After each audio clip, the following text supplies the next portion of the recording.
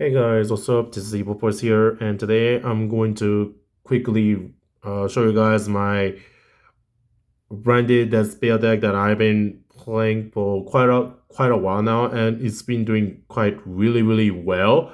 And since the new format for branded Despia literally starts next week, since first protocol literally comes out next week as well, I'm gonna show you how I'm going to basically like revamp the deck with the new Fallen of White Dragon and the new Spriggans kit, and of course the new Ecclesia single. And I'm gonna tell you what cards that I'm gonna cut and what cards to keep in. But for the majority of this video, I'm gonna talk about the current version for my branded Despia, and I'm gonna like show it to you guys. So for the main deck, it's three Oliver, three Fallen of Albas, one Incredible Ecclesia. I recently put this in to combo with the Fallen and the Virtuous and the the dragon that there was Dogma fusion, because most people don't know that the Fallen and the Virtuous also has a monster reborn effect if you control Deska on the field or in the graveyard. And obviously, you guys know how this guy makes Dogma really broken, because it basically becomes the towers. And this is one of the key cards to play in the new Branded Despia build once we got the new Fallen of White Dragon and the Ecclesia Synchro, because this going forward is not only an engine card and the board breaker card, but this is the primary engine for Branded Despia moving forward during Burst Protocol.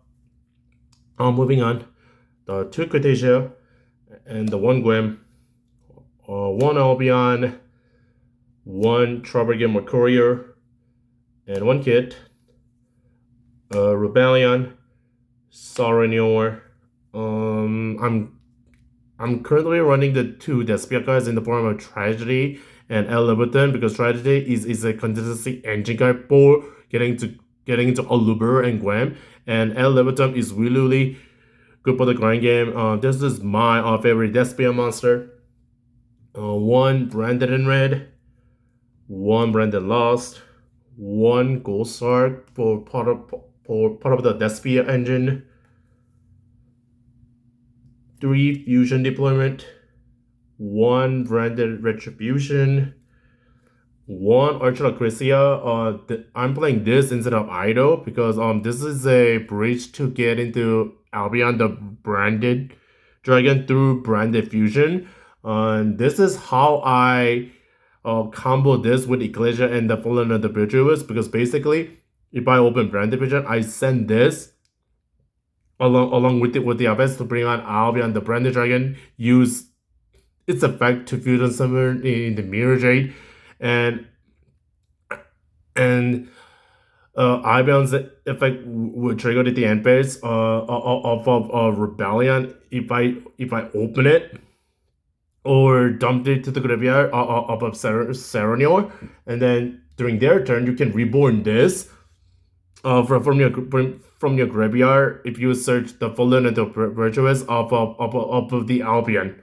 So this is really good. Okay, two branded fusion. You guys already know. Three of the Fallen of the Virtuous on this card is incredibly good. This is by far the best card in their deck. Three branded high spirits. This is also one of the most broken cards in their deck, especially so Compress Protocol, because on this card searches the Fallen of White Dragon, and Fallen White Dragon is really good. Three branded opening,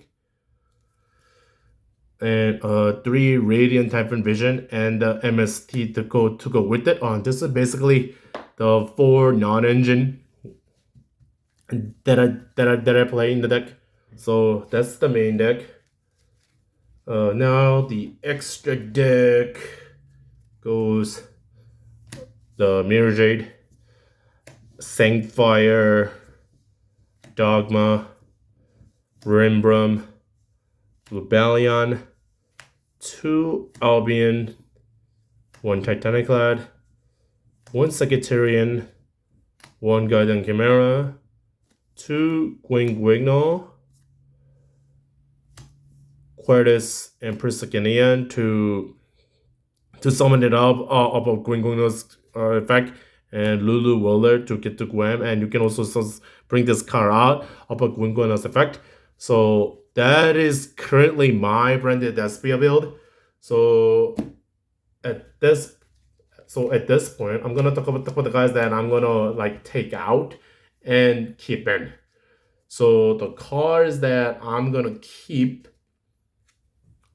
is branded. Obviously, the branded and high spirits, 3 of it, and 3 of the Fallen of the Virtuous.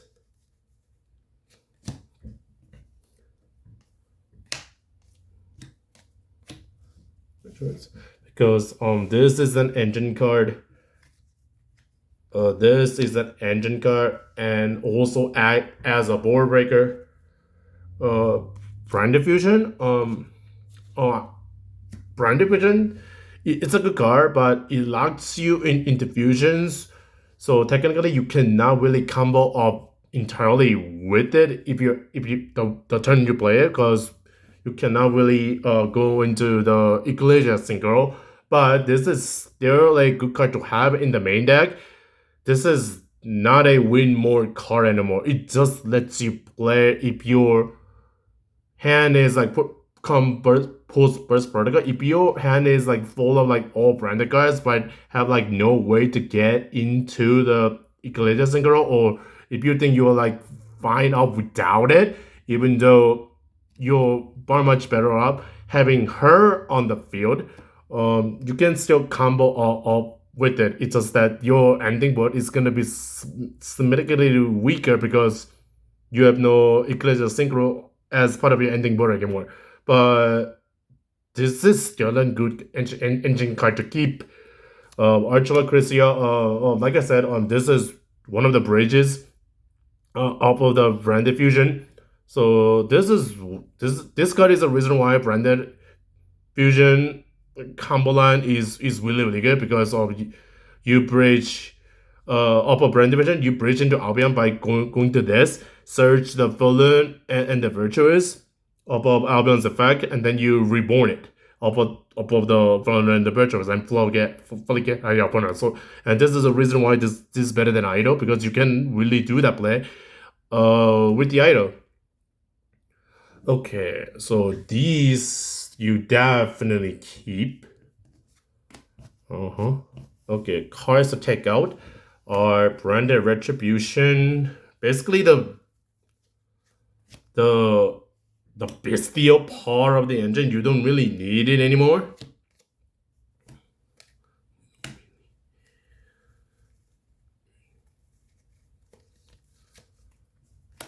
I guess the Albion too. So these cards right here, you no longer have to play it, because like I said, Brand Diffusion, it's just a good card to have as part of the engine. It doesn't really like win you the game right up the get-go. So since Brand Diffusion is not a primary engine / a combo card anymore, you don't need to run these 5 cards. These are basically become like hard bricks in the deck.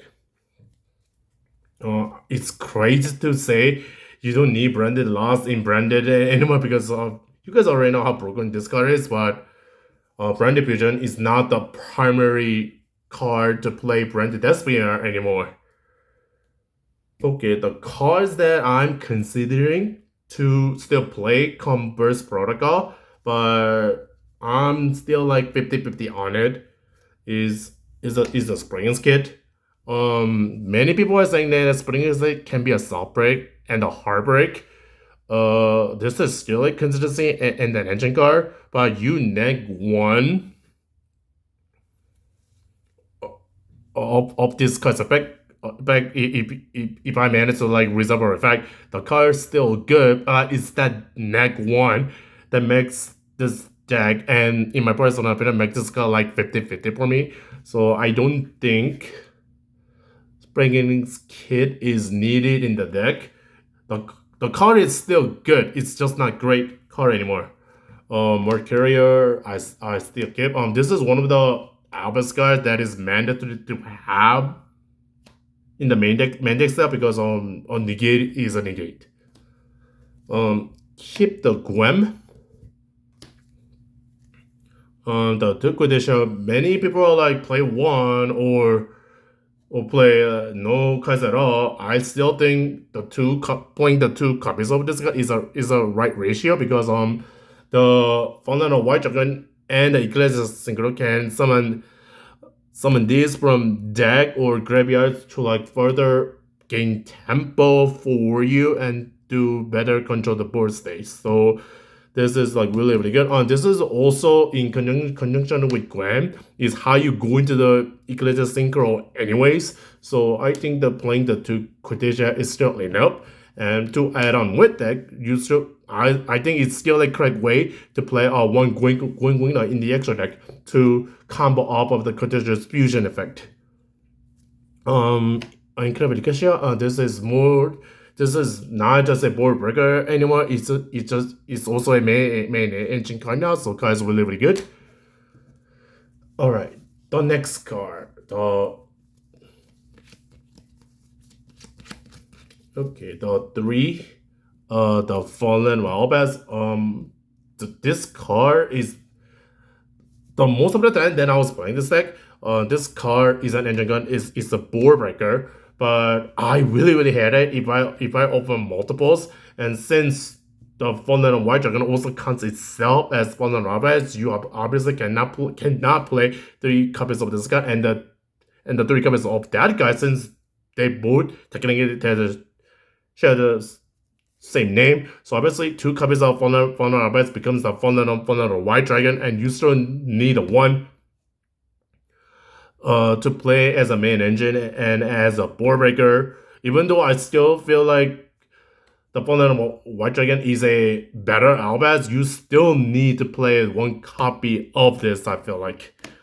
So cut the 2 Albaz, put the 1 OG Albaz and replace the 2 Fallen Albazes with the Fallen White Dragon.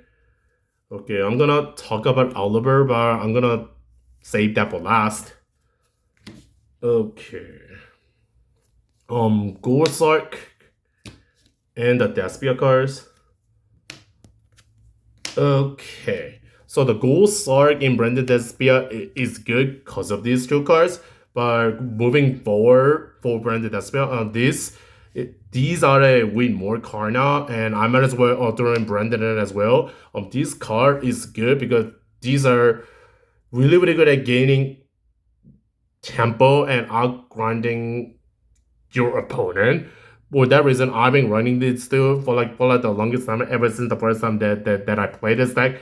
But Fallen White Dragon and the Ecclesia Synchro they do what these guys do, but way way better, because they summon Fallen Albaz Cortesia from the deck or grave. So they're better at gaining control of the board and to outgrind your opponent for you. They do what these do, but they are way, way, way better. So these are not needed in the deck anymore.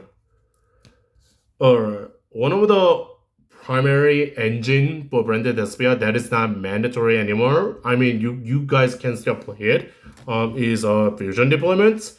Out of all the cards that I am taking out, moving forward, this is like the best card that I'm going to take out, but this is still quite good converse protocol in my opinion, because on this technically summon out the vulnerable White Dragon and the Blazing Condition from the deck, so this guy technically lets you play, but you're locked to fusions for the rest of the time. So this is basically 3 more copies of Branded Fusion, in my honest opinion. And I said that Branded Fusion is not the primary combo card to to play Branded Despia anymore moving forward.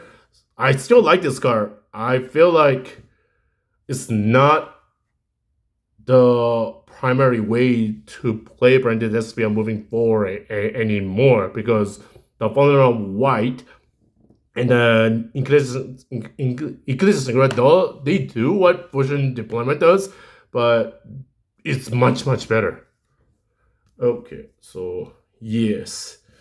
Okay, is that all I'm going to talk about? I okay, so I have to talk about two more cards before I get into Aluber. Brandon opening.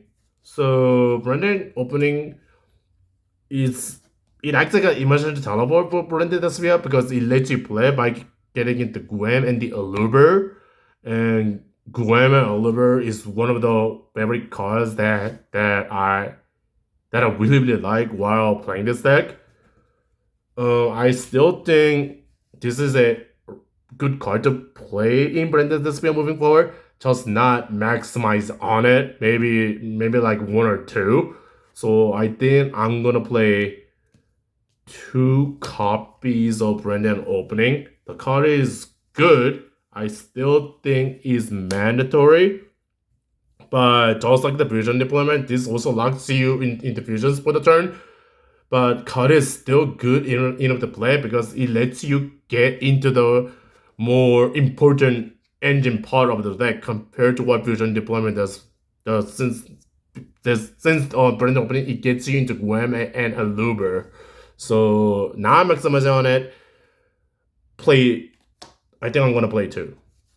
Obviously for the non-engine part, the Vision and the MSD, these are no longer needed in the deck because the bottom White Dragon and the Ecclesia Synchro, it forces your opponent's interaction to deal with it right away. So these guys are not needed anymore. And moving forward, Converse Protocol Branded Despia, the speed and consistency of the deck, it improves like quite a lot. So all the more reason to for me to like cut this up from the deck entirely.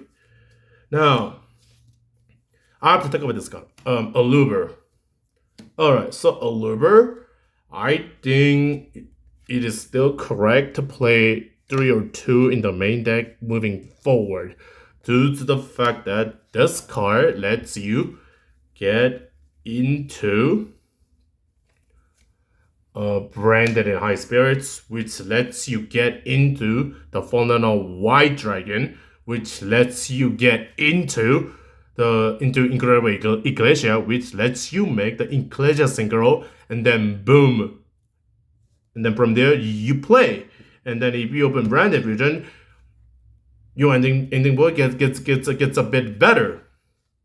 So I think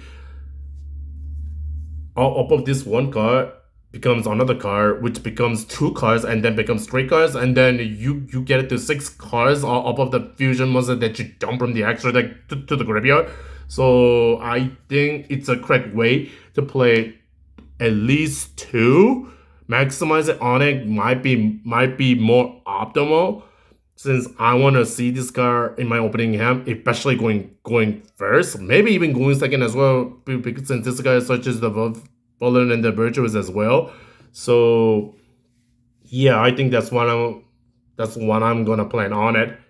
So yeah, that's the main deck part portion. Not with the extra deck. Okay, so the extra deck is pretty much straightforward because the extra deck for Branded Despia moving forward is pretty much self-explanatory and really easy, quite easy to optimize.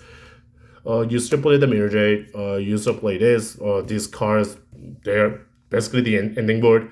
The Dogma, I think it's correct to play 2 copies of this card because you play the 1 to get to the Villain and the Virtuous, and you make one for as part of the ending board. And this is the Towers, since you have an incredible Ecclesia in the graveyard at that point. Rimrum you still play. Rebellion, you still play. 2, Albion, you still play. Titanic, you still play. But I think I'm gonna put in Zizikaru for the Lunar Night matchup to out the likely answer. Secretarian, you don't really need to play. Branded Despia going forward. The matchup, this next matchup for Dragatail is really good. Guardian Camera, you don't really need it since I'm getting Branded Red entirely. 2 going now. I think playing the one, at least the one going is correct moving forward because this is technically a engine card as well. I don't need to play the Couriers and the Priscinian anymore because these are way more. Does they don't really contribute to the overall deck itself, so no longer need it. I'm still gonna play the Lulu Willer to summon it up of the going effect because this guy it's quite threatening to have on the board because this is a non-targeting negate as as part of the ending board. So Kai is really good, and it also makes your boards huge. So that is how many cards I'm giving. I'm giving 1, 2, 3, 4, 5, 6, 7, 8, 9, 10. So I'm taking out 5. So for these 5 cards, what I'm gonna put in is Omega, Dissipator, the one or two of the Ecclesia Synchro because I really liked it a lot. So I think it's optimal to play the 2, and the Chaos Source Dragon to better backer because I think Chaos Source is much more better card compared to the Burrow the Sparrow Dragon because Chaos Source is more generic card to make compared to Burrow the Sparrow Dragon because in order to go into it you need 2 Dark Dragons. Okay, that is the current list for my Branded Despia Deck and what cards that I'm gonna take out and what cards that I'm still gonna play. So yeah, that pretty much wraps up this video for my Branded Despia Deck. How I'm playing it currently and how I'm going to revise, edit it, and adjust it come Bird's Protocol, which comes out next week. So yeah, this is Evil Force. This is quite a long video. Hope you guys like the input that I put on this deck because Branded Despia is one of my favorite decks of all time. If not this is hard. This is most likely gonna be my favorite deck to play moving forward come First Protocol because I like Branded Despia like very much. So yeah, without all further ado, because this video is over 20 minutes already. So without that, I'm gonna sign out and take care, guys. Evil signing out. Take care, guys. Take care.